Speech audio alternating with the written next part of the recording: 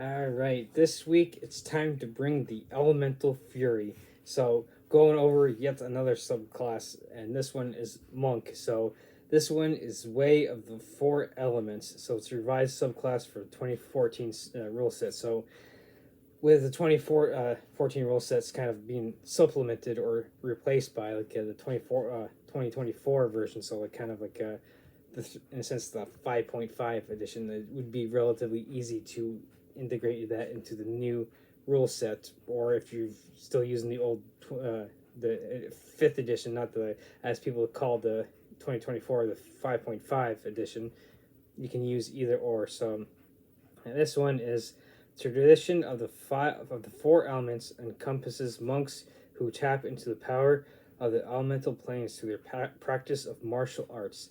Some of these monks focus on a single element, learning to read their fists in fire and cause explosive bursts of flame, or to wield mighty gusts of icy wind.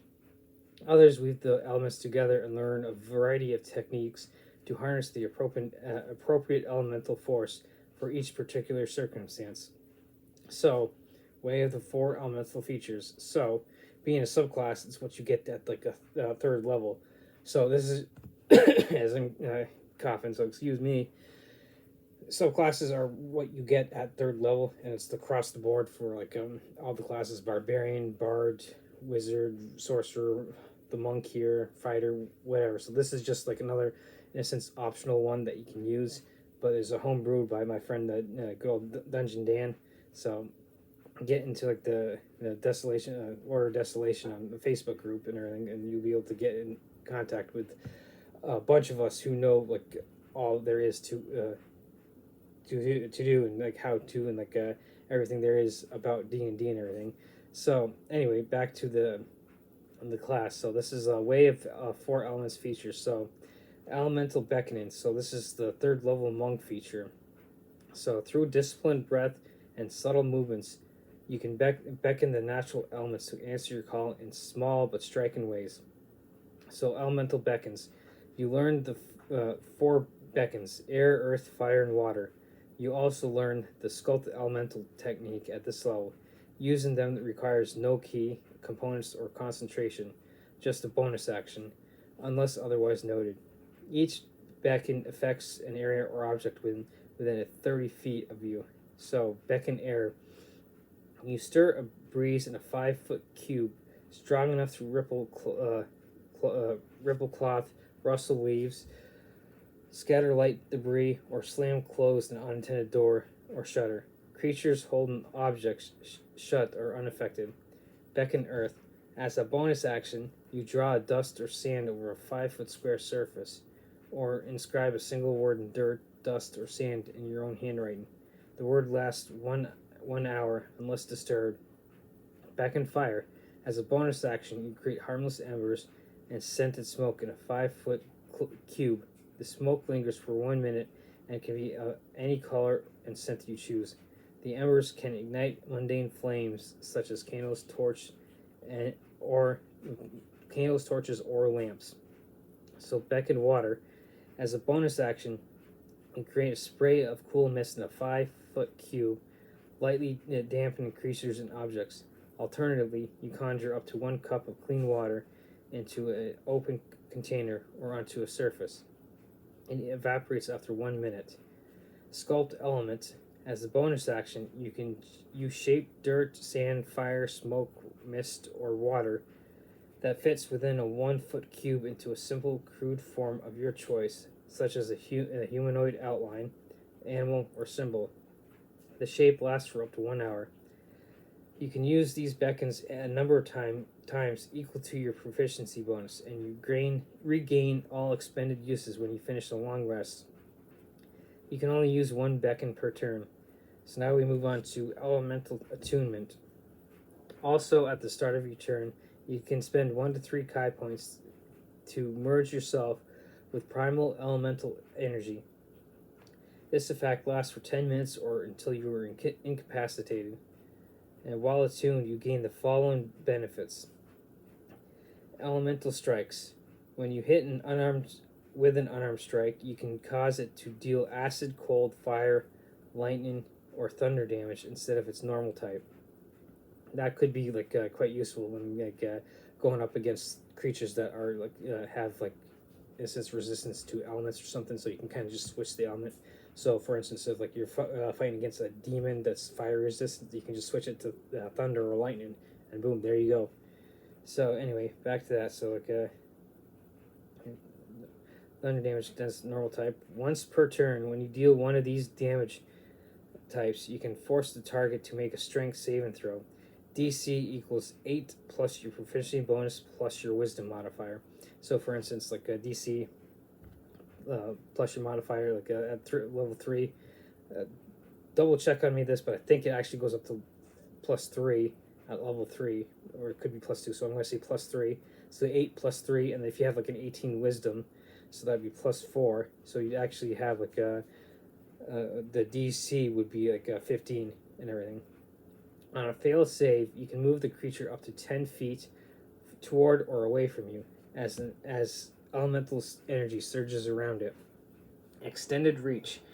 Your unarmed strikes crackle with elemental force, extending further than normal. While elemental attunement is active, your unarmed strikes reach increases based upon your monk level. So at 3rd level, you get an additional 5 feet, 6th level, an additional 10 feet, and at 11th level, you get an additional 15 feet. So when you activate elemental attunement, you can choose to spend 1 additional Kai point to increase your reach by 1 additional step to a maximum of 15 feet. So that'd be useful at levels all the way up to level 11 when you get up to that +15. So 3rd and 6th, so you could bump it up to at 3rd from 5 to 10, and at 6th from 10 to 15. So this increase cannot stack with other features or effects that increase the reach of your unarmed strike, or strikes, I should say, plural. Jesus, that time of year it seems like it. But anyway, elemental force. Once per turn, when you hit a creature with an unarmed strike, you can deal extra damage of the same type equal to your martial arts die. So elemental burst. 6th level monk feature. As an action, you can spend 2 Kai points to unleash a burst of elemental energy.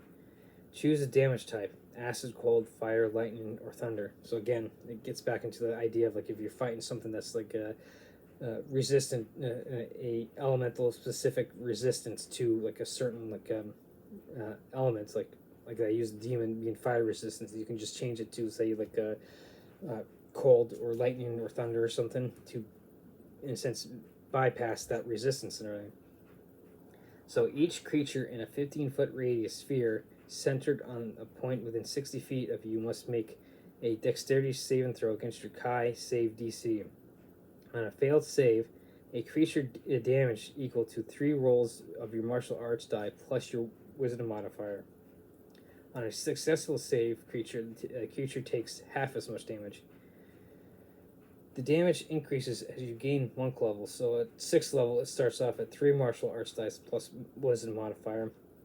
At 11th, it goes up to 4, and then 17th, it goes up to 5 plus wisdom modifier for all of them.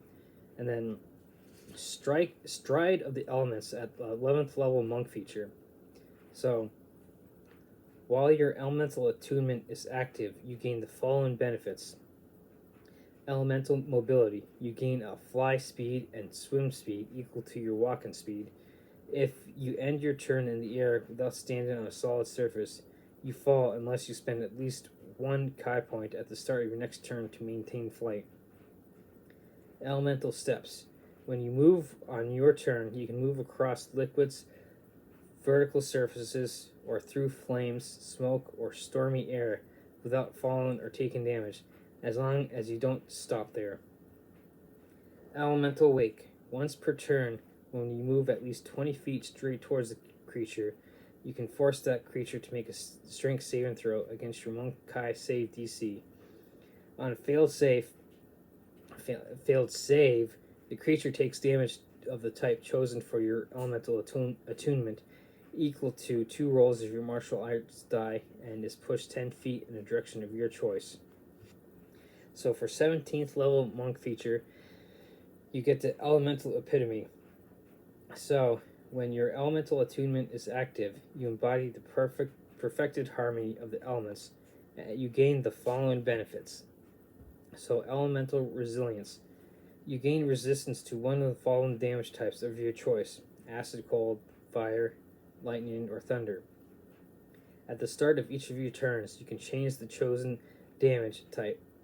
So, like for instance, like if you're going up against the example of demons, you could change it to fire. But then all of a sudden, if like some of their allies come and they're like acid, like have acids and stuff, you can all of a sudden switch gears and like, oh hey, look, now we're fighting like ones that are like using acid. So, for instance, like that demon may have summoned like a black dragon that has an acid breath, so you could switch it and everything. So like, oh hey, look, we got a new foe. I need to be resistant to acid instead of fire. So you're able to change that elemental resilience. So next is the destructive stride. Whenever you take the dash action, including when you use the step of the wind, your speed increases by 20 feet until the end of your turn.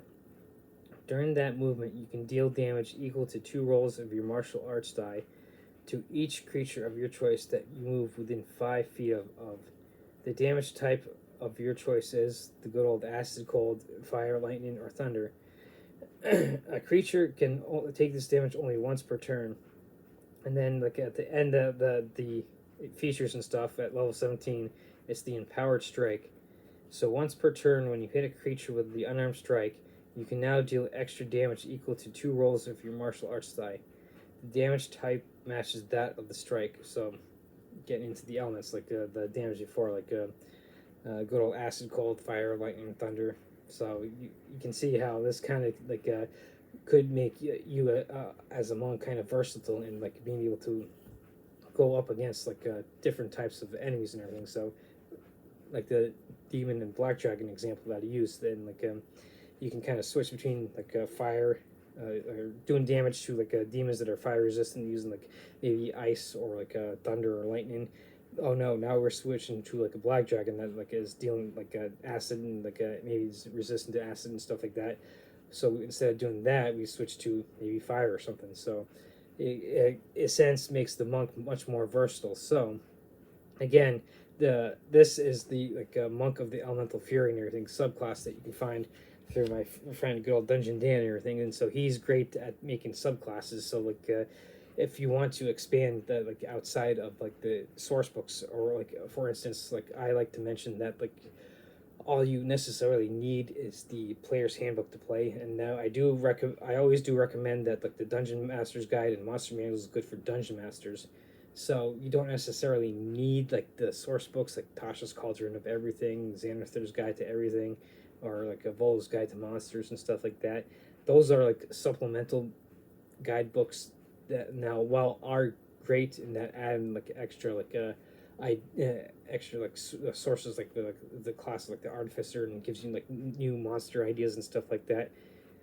It's not necessary. So like this is where like classes like this, so like if you don't necessarily want to spend the extra money on all those extra source books and everything, because stuff like this can get expensive because you're looking at like a good $50 a pop for a book.